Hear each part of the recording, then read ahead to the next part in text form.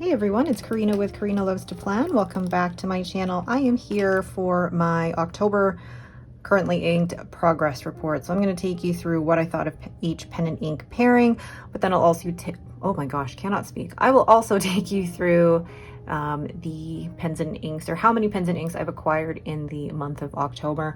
I know I skipped that in the month of September. September was crazy. October still feels crazy. And I'm kind of like, what are my numbers? I really need to get a handle on it. So let's go ahead and dive into my progress report. The first pen and ink combination was my Walltown Watts Glinda. I love this pen, and it is inked with this really pretty pen BBS number 443 Mung Bean Cake. And I just think, like, I love the way that this pen feels in my hand, and it's just so pretty. I loved reaching for this pen and ink combination.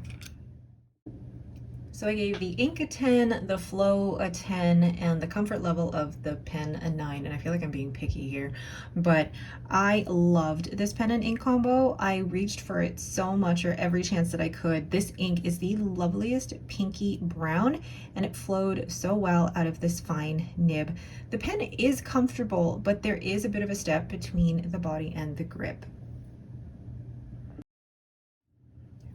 So somebody told me to start rating my pen and ink combinations from like best to worst, and I'm going to leave that for the end of the progress report here. But I really loved this one, and I feel like I'm just being picky about that step between the body and the grip, because I mean, when I hold it, it's pretty comfortable. It's normally if I'm just like, yeah, I don't normally hold it back there. I'm just being picky though, because in general, I really loved this pen. So that is my Walltown Watts Glinda with pen BBS number 443 Mung Bean Cake. The second pen and ink combo is this Magna Carta Mag 650. This has a, I believe 18 karat or 14 karat fine flex nib, and it's got Tatsuya Ume Murasaki in here.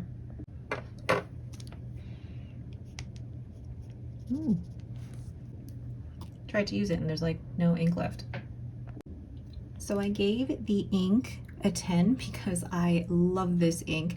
The flow a 9 because it is really quite wet, and the comfort level of the pen a 9.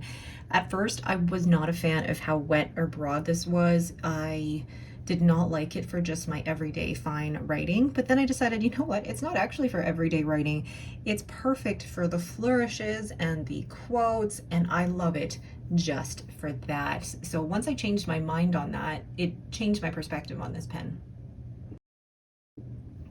So that is the Magna Carta Mag 650. I was really tempted at one point this month that I was going to sell this, but once I changed my mind on it and decided that it's going to be for fun quotes in my journal and for really lovely headings, it really helped me see how this pen is going to fit into my collection, and now I absolutely love it. So that's my Magna Carta Mag 650 with Tatsuya Ume Murasaki.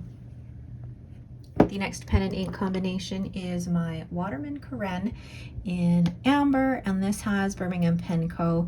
Distressed Leather. Now this nib has been ground down to an extra fine. Oh my gosh, there's ink. Oh my gosh, there's ink everywhere. Anyway, this has been ground down to an extra fine by Kirk's-Spear, and now I love it. I gave the ink a 9, the flow an 8, and the comfort level a 9. This is a beautiful brown, but it's not one I feel that I have to buy a bottle of. It's got an average flow out of this extra fine nib. And when I say average flow, I mean that I normally like my pens to write a little wetter. The Ken is a lovely, comfortable writer, and I really love this nib. So that is my Waterman Ken in Amber with Birmingham Pen Co. Distressed Leather. I am a big fan of browns, but I'm also getting to the point where I'm like, I think I'm acquiring the browns in terms of bottles that I like and that I need to keep. And I still love trying brown inks, but I don't need to buy bottles of all of them. So that is Waterman Ken Amber with Birmingham Pen Co. Distressed Leather. The next pen and ink combination is my Esterbrook SC in Petrified Forest. This has an extra fine nib, and this has Diamine Ancient Copper. My gosh, that is distracting. I apologize. So I gave the ink an 8, the flow a 9, and the comfort level of the pen a 10. It's a nice ink, but I don't normally use oranges, so this is a little bit outside of my comfort zone. It's not one that I will probably use very often. There is good flow out of the extra fine nib, and of course, I love my Estes. This is such a pretty pen though. It's very fall inspired, and actually now I'm looking at my blotting paper. This is a postcard from Wonder Pens, and that little hippo, I just realized if you're distracted by that, because I just got distracted by that, so but this is such a fall pen, and I think the two together worked really well, but it's just not something that, like, Ancient Copper is not one that I normally reach for. I would probably only really reach for it during autumn. So I'm glad I used it for now, and maybe I'll use it in paintings and things, but it's not an ink that I would normally reach for. So that is my Esterbrook SC Petrified Forest with Diamine Ancient Copper. And now it looks like the hippo is going to try and eat the pen. The next pen and ink combination is my Hines Pen Co. This is Champagne at Midnight that I got at the, which show is this? The Pacific Northwest Pen Show, and this is inked with Teranishi Nostalgic Honey. So I gave the ink a 10, the flow a 10, and I really couldn't decide in terms of the comfort of the pen. I wrote pen instead of comfort, but I gave it a 9. This is a beautiful ink, and I know I just said that I'm not into oranges, but this is more like a yellowy orange, and this is one that I loved using. I loved this pen and ink combo. It's a great color, great flow, smooth extra fine nib, and it is a beautiful pen, but it's just got a tiny step between the body and the grip that affected the score. So yeah, overall I really did love this pen. It's a gorgeous pen, and I just loved writing with it. But yeah, the tiny step, well, I say tiny, but a little bit of a step between the body and the grip is maybe one thing that doesn't make it like the most comfortable pen, but it's still pretty up there in terms of level of comfort. So that is my Hines Pen Co. Champagne at Midnight with Teranishi Nostalgic Honey. The next pen and ink combo is my Esterbrook SD in Quirky Leaf, and this has basically an extra fine nib that, well, it was a medium nib that was ground to an extra fine with a reverse architect, and this is inked with Ferris Wheel Press Peter Moss. So I gave the ink a 10, the flow a 9, and the overall comfort level of the pen a 10. And I almost feel like I need to change that because it's a wonderful combo, but the extra fine nib is a little scratchy depending on what angle I'm writing from, and I've tried to look at it and it's still, and anyway, I love the architect side of it, but the extra fine was a little troublesome. I really want a bottle of this ink. So overall, I love my Estes and I love this ink, but I think that the scratchy extra fine has affected my overall performance or love of this combo. So I need to get that looked at again the next time I see a Nibmeister. I've tried to work on it myself a little bit, but I don't know if I'm skilled enough to be able to do that. So that is my Esterbrook SD Quirky Leaf with Ferris Wheel Press Peter Moss. The next pen and ink combination is my Pilot KUNO. This has had urushi and Rodin work done by Garage Fountain Pen on Instagram, and this is inked with Birmingham Pen Co. Oil Rag. I gave the ink a 7, the flow a 9, and the comfort level of the Pilot KUNO an 8. Now that I've used the ink, it's a little bit meh when I write with it, especially with a fine nib. It was great in the ink swatch, but writing with it, meh. It's got good flow, but the color's just okay. And the KUNO is good for about a page of journaling before it becomes uncomfortable. So that is my Pilot KUNO with my Birmingham Pen Co. Oil Rag. I really do love this pen. I think it's such a great way to dress up a Pilot KUNO, and is definitely one that I'll be keeping in my collection. So that's the Pilot KUNO with Birmingham Pen Co. Oil Rag. The next pen and ink combination is this Pens by KC Tokubetsu. It's got the casein finials and grip, as well as opal inlay within the body, and it has a, let's see here, a cypress nib, and it's inked with Birmingham Pen Co. Sea Holly.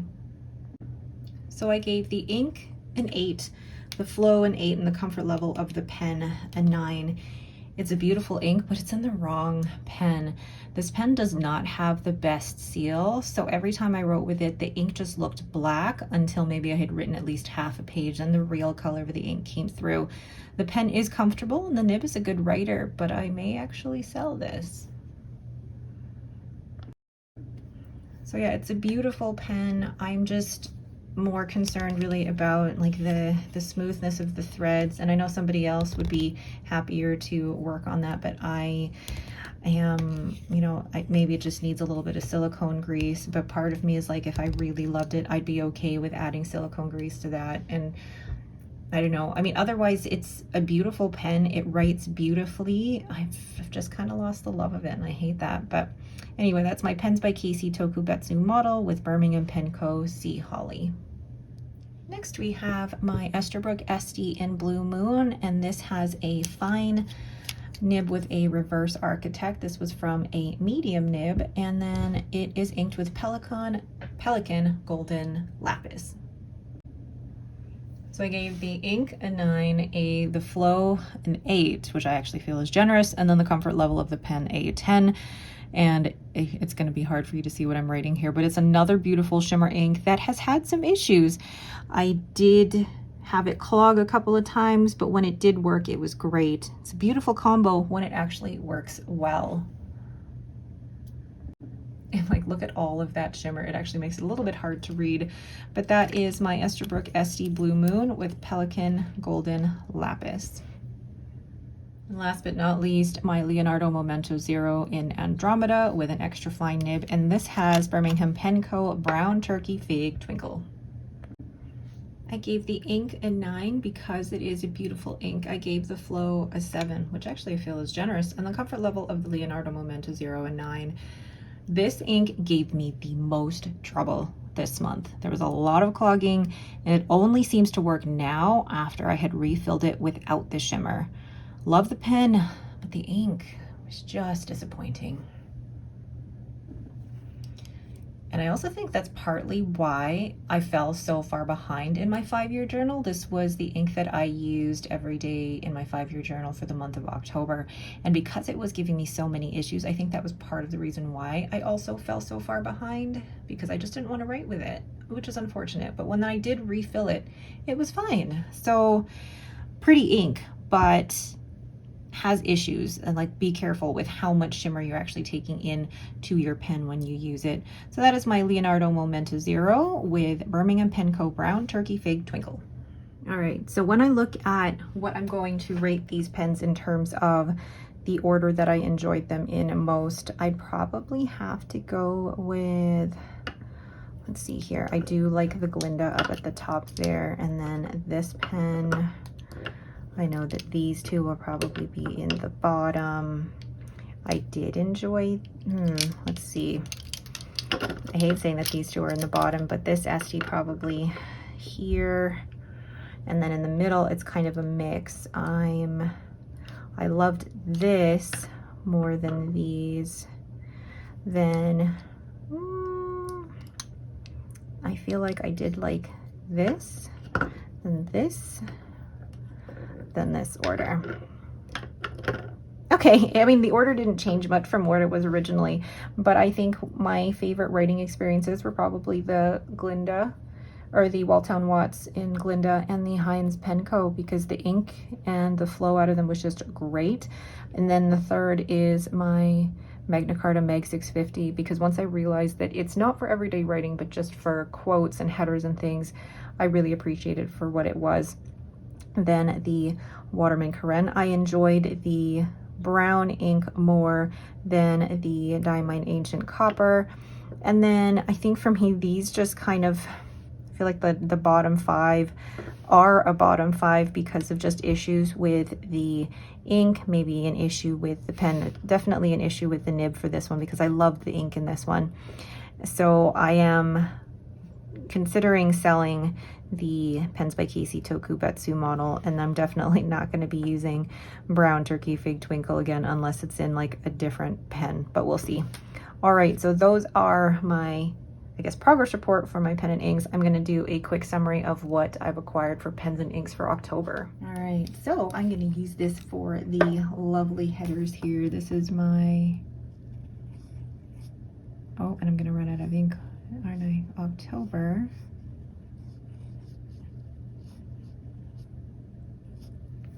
And then this is progress. Apologies for the writing here. Okay, so first up is pens, and I actually have my spreadsheet close by here. So for the month of, what is it, October, the pens that I bought, actually, how did I format this in August? Because I can't even remember how I did this now. Okay, so for the month of October, there were 3 pens purchased.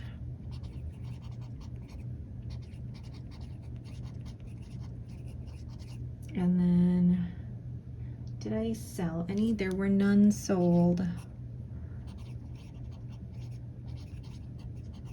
And then there were none gifted. Okay, then we'll go to ink samples. And for ink samples, we had, let's see, how many did I have? Ink samples, I ended up, where's my dates here? There were 5 ink samples, well, 0 ink samples. Well, that's not true, but I haven't, okay, never mind. Ink samples, no, that's not true. There's 1 purchased, 1 ink sample purchased. 0 ink samples. Wait, what am I doing? Yes, there were ink samples gifted. There were 1, 2, 3, 4, 5, 6, 7, 8. There were 8 ink samples gifted. And then how many did I give away? 5 ink samples, basically used or given away.